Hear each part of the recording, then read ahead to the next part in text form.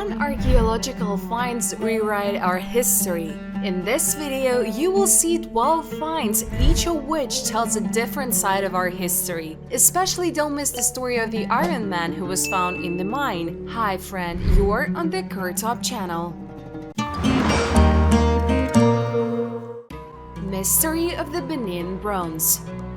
An unusual discovery was made by archaeologists in Nigeria. Scientists have discovered that African craftsmen made Benin bronze from German ore. The Benin bronze is a large collection of 3,000 brass figurines found in Nigeria in 1897. British soldiers captured them and took them to Britain. For a long time, scientists thought that the figurines were made from melted down rings that were used as money in the slave trade. But a recent study showed that most of the figurines are made from ore found in Germany, in the Rhineland. African metal workers made figurines in the 16th and 19th centuries. Scientists analyzed the metal rings that Europeans traded for gold, ivory, and slaves in Africa. The researchers compared these rings and the Benin bronze and found that they were made from the same ore. This discovery has helped scholars better understand the history of the slave trade and learn more about how Europeans influenced African art. Now the largest collection of Benin bronzes is in the British Museum in London. Nigeria asks to return these works of art back to their homeland. Now let's think together whether European museums will return ancient artifacts back to Africa. You can write your opinion in the comments below the video. Sacrifice in Germany. Fertility rites were performed in Germany 4,800 years ago, and today we already know that they sacrificed. In Halberstadt, archaeologists found a well with the skeletons of various animals, bulls, dogs, and hares. This happened a long time ago, at a time when people lived among nature and appreciated it. They wanted the land to be fertile, they loved everything that surrounded them, and most importantly, they believed that if animals were sacrificed, the gods would help them and the harvest would be good. The well belonged to an ancient culture that originated in the lands of modern Poland and then moved to Germany. Scientists think that people dug a well specifically for these rites. First, the bones of 4 bulls were found in the well, and then whole skeletons, a dog, hares, and another bull. This suggests that people already knew how to breed animals. Hares, which were also sacrificed, are considered very prolific. Hares and rabbits can produce offspring several times a year. This once again confirms that the well was used for fertility rites. Next to the well, archaeologists found a stone tomb. Perhaps someone important from this ancient society was buried there. The secret of the arabolas.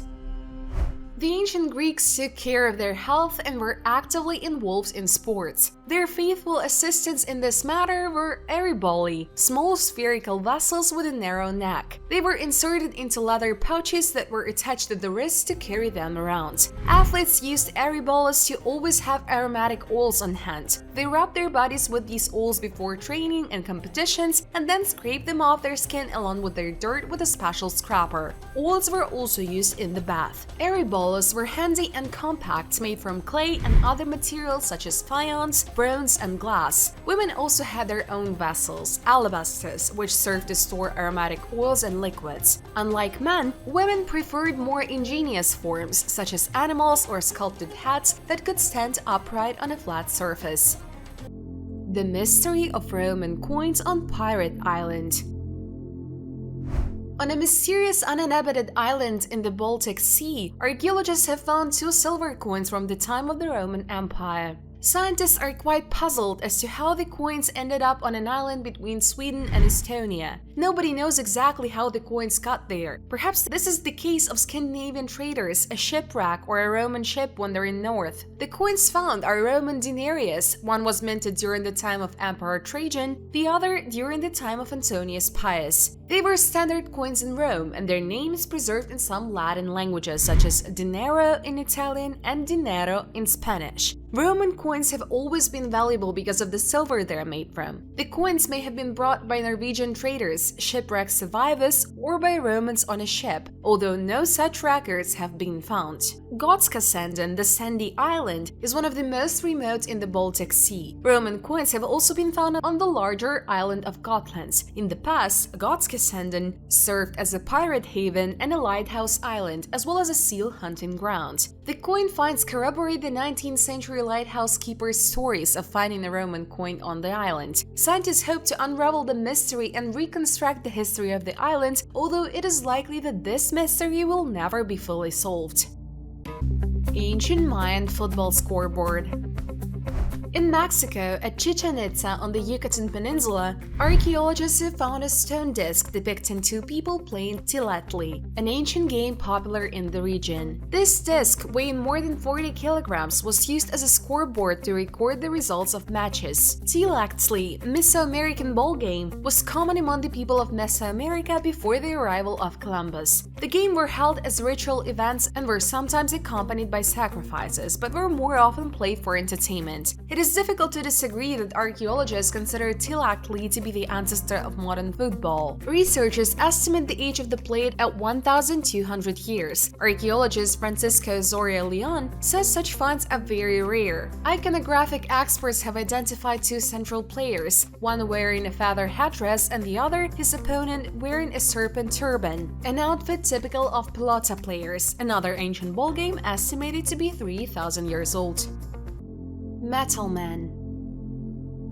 Back in 1719, in the usual mining town of Falun in Sweden, everything went on as usual, until the miners who came on shift stumbled upon a strange find. It was a human body. The young man looked as if he had just died. In general, corpses are a common part of life. They do not surprise anyone. But this dead man seemed to be both flesh and metal. It was as if every millimeter of his body had been treated with something and applied the thinnest layer of metal. This was beyond the power of even a skilled craftsman, because every single hair in his body was covered with metal. The management of the mine did not know what to do with the unusual find. The corpse was exhibited in a local museum, whose visitors took the unusual exhibit as a miracle, believing that the man was metal during his lifetime, almost like a Tin Woodman or Terminator. One day, the grandchildren brought an elderly lady to the museum. She stood in front of the exhibit for a while, clutching her chest, because she recognized her fiancé Mats Israelsson in the find. It's been about 40 years since they last met. The guy was in a hurry to go on a date with the bride, but he never showed up at her place. They searched for Mats for some time. Gradually, the parents calmed down and reconciled, friends forgot about him. The girl married another guy, probably on the way he met criminals who killed him and threw the corpse into the mine. The disease should have been buried, but the local authorities realized that they could make money on it. There were a huge number of people wishing to visit the museum, and tourists came from neighboring countries. As they say, money has no smell, but the exhibit kinda does. Under the action of air, the metal layer began to thin and evaporate, and the organic matter started simply decomposing. In 1749, the body was buried, but after 10 years, they dug it up again and returned it to its original place. Only in the 30s was he finally buried forever, leaving a wax copy in the museum. But it turns out that the victim of an accidental murder is not the only such case. There were other finds which were a combination of organic matter and metal. In science, this phenomenon is known as pseudomorphism. This is such an effect when one minerals replace others with the preservation of external forms. It is problematic to reproduce it in the laboratory. It is too expensive, time-consuming, and pointless. The case with Mats went down in history precisely because of the scale of the process that engulfed the whole human body and not the remains of a small animal, insect, or shell.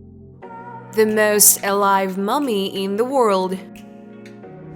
This story began a little over 100 years ago. It happened in Italian Palermo in 1918. Rosalia Lombardo was born, and not having lived 1 week before her second birthday, the girl died of pneumonia. It is clear that the girl simply did not have time to become popular. Everything happened after death. The girl's father was heartbroken. In connection with this, he decided to use the services of the best specialist of that time, Alfredo Salafia. The mummification specialist introduced a special composition of formalin, chlorine, alcohol, salicylic acid, glycerin, and zinc into the girl's arteries, which saved her circulatory system from decomposition. After this mummification process, the girl was placed in a small glass coffin, and to this day her body is kept in a small church in Palermo. This girl is 100 years old, but she looks like she is still alive. Everyone who saw the mummified girl does not believe that she is not sleeping. Mummification helps the body to be stored for a long time. However, due to the natural decomposition process, the healthy and flesh appearance of the deceased will in any case change. It is impossible to carry out mummification in order to completely preserve the skin tone and eye color as they were in life. As they say, the impossible is possible. Either a miracle happened in our case, or the mummification specialist really had a great talent. And that's not all. Scientists who constantly monitor the girl's body fix weak electrical impulses sent by her brain with a duration of 33 and 12 seconds. Such impulses are characteristic of a living person, although the fact of the death of a girl has been confirmed more than once. Whatever it is, but the mystery of the most living mummy in the world is forcing tourists from all over the world to come to Sicily and personally see a little girl with a yellow bow on her head who looks like she is still alive. Ritual axe 4,500 years old. In China, in the city of Wuxi, archaeologists have discovered an ancient ritual weapon, an engraved axe that is 4,500 years old. The axe belongs to the Lianzhu culture, one of the most developed cultures in China at that time. This culture lived in the Yangtze River Delta, but when the floods occurred, the people of Lianzhu were forced to leave their capital and settlements. This led to their complete extinction around 2300 BC.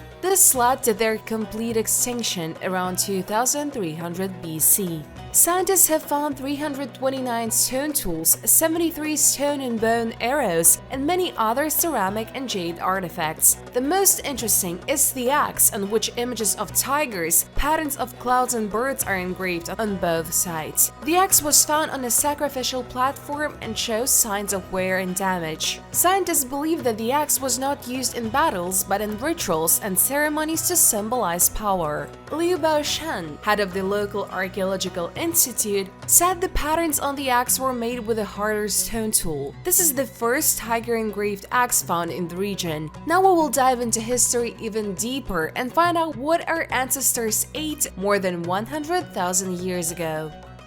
1,600-year-old women's sandals.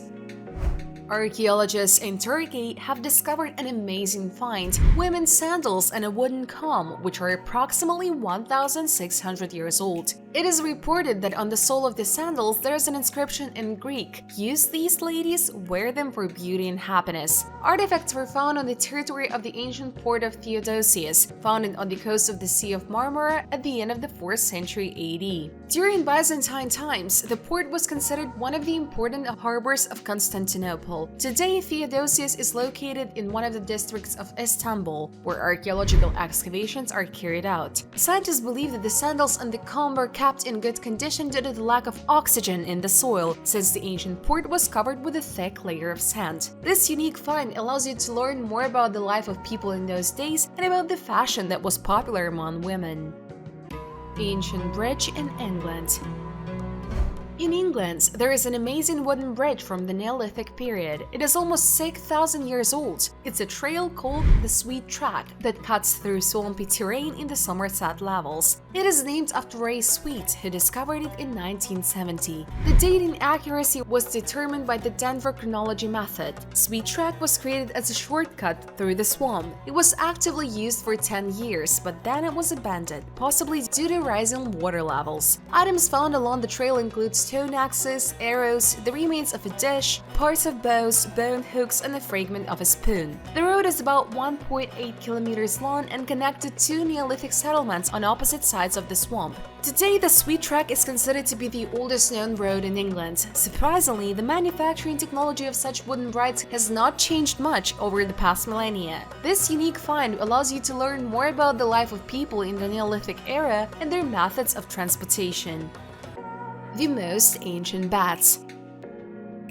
Scientists have discovered amazing finds in Wyoming, USA. 2 fossilized skeletons of bats, which are already 52 million years old. This is the first time such old skeletons have been discovered, and they belong to a previously unknown species of bat. These small creatures were slightly smaller than their modern relatives and could easily fit in the palm of a person. Scientists compared the fossils with other species and determined that they belong to a new species, which was named Icaronecterus ganali. Scientific research is ongoing, and scientists believe that these bats evolved independently from other species that lived during the Eocene era. They are studying the diversity of ancient bats to figure out their evolutionary adaptations and find clues as to who might have been their common ancestor. So guys, this amazing discovery of paleontologists opens up new horizons for studying the past of our planet and allows us to understand how the world has changed over millions of years. Perhaps this knowledge will help us better understand and preserve nature and animals on Earth in the future. As always, I am asking you to leave a kind comment under the video, which helps a lot in the development of the channel. Thanks for your views, bye everyone!